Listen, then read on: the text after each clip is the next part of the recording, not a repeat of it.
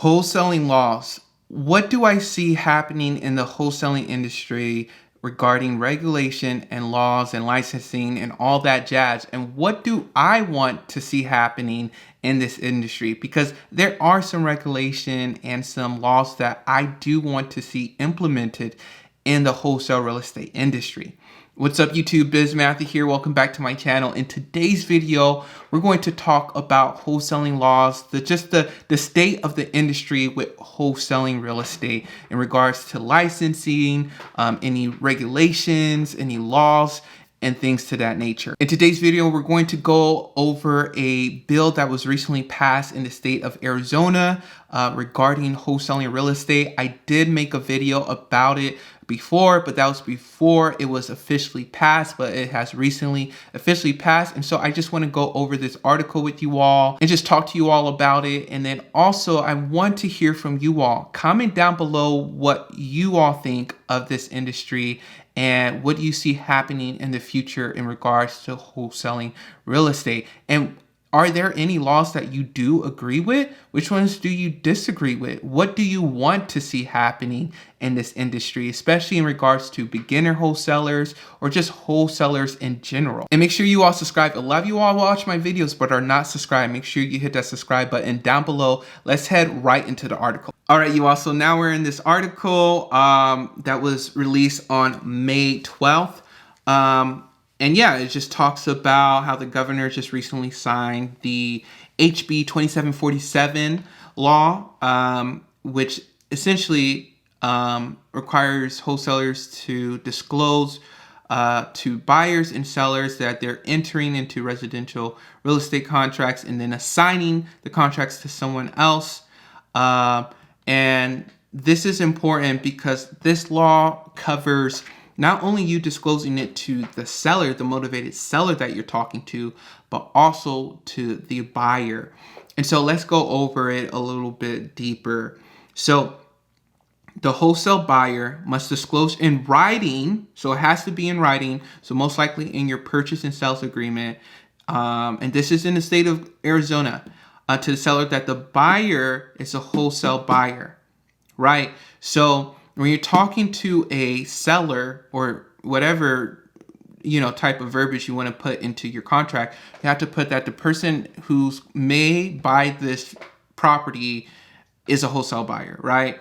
Similarly, a wholesale seller, which is ultimately the same party as a wholesale buyer, must disclose in the writing to the buyer that the seller is a wholesale seller that holds an equitable interest in real estate property, and that the wholesale seller may not be able to convey title to the property. So wholesale buyer must disclose writing to the seller that the buyer is a wholesale buyer.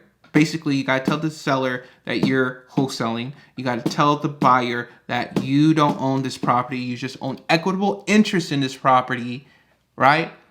And you're just assigning your rights to this property over to them. Boom. So another interesting thing that I found in this article is that the seller may cancel the contract for sale at any time prior to the close of escrow without penalty, right? And may retain any earnest money paid by the wholesale buyer. So let's say you don't disclose this and you give your earnest money deposit, and then later down the road, they find out that you're wholesaling this property and they don't want to sell that to you. They can cancel out of that contract and they can keep your earnest money deposit. Even if you put some type of clauses that you can get your money back, most likely you won't be able to get it back. All right. So another interesting thing about this bill is that right here, I find this very interesting.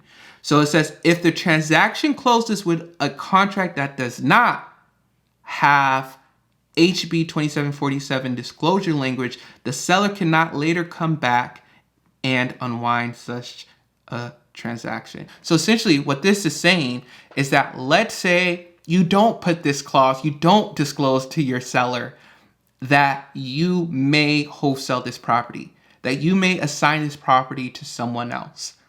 And everything goes by fine. You find your buyer, you close on the property, and everything is cool.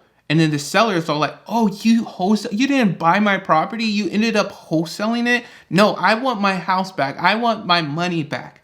They can't do that, right? So I think right now this disclosure is more of a recommendation because it can still legally pass without any repercussion. I mean, I haven't read anything about any penalties or any fines or anything like that with people who do not disclose on their contract.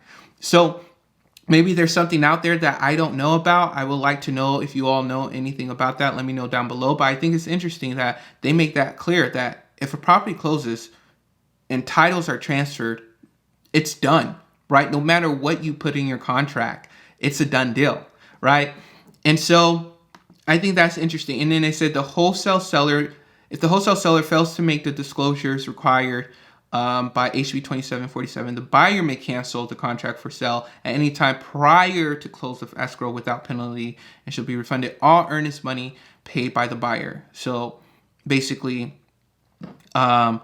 if you sell this property over to a cash buyer and they find out you're wholesaling and they don't like that, they can cancel and they can get their refund back, period. So this allows that the assignee or end buyer to terminate the assignment and receive a return of the earnest money, even if it is designated as non-refundable. So if you told your cash buyer, hey, this deposit is non-refundable, but they find out you're wholesaling and you don't put that in the contract, in the assignment agreement, then they can actually get their deposit back.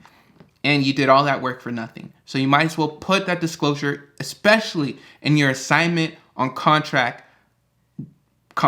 right?